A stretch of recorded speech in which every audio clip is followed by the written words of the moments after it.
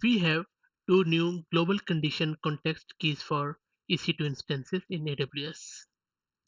Using these two condition keys, you can now write service control policies or IAM policies that restrict the VPCs and private IP addresses from which your EC2 instances credentials can be used.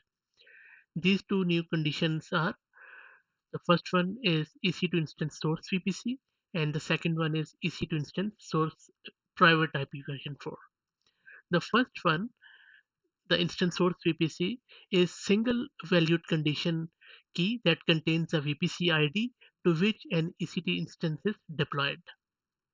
Second one is a single valued condition key, and it contains the primary IPv4 address of an EC2 instance. Now let's have a quick look at an example as how this works. So this is an example of service control policy or SCP which you can deploy in your organization, and then that that will be applied to your all the accounts.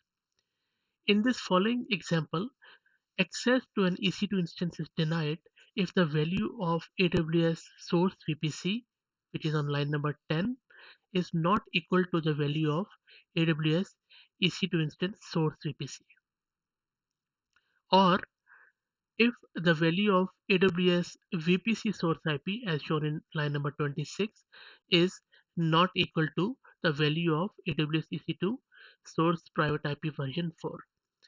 In other words, this means that the request to an AWS service must pass through a VPC endpoint, and it must originate from the same EC2 instance that an instance credentials were issued to in order to allow the access.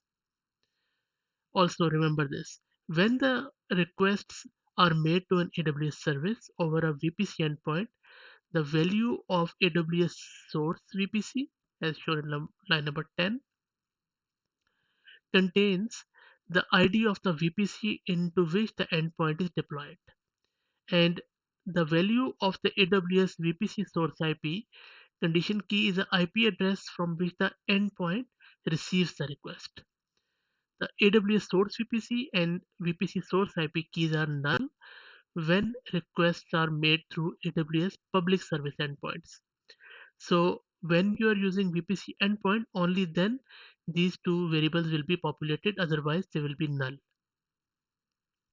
By using the two new credential relative conditions here with the existing network paths relative to source VPC and so VPC source IP, you can create service control policies to help ensure that credentials for EC2 instances are only used from the EC2 instances to which they were issued.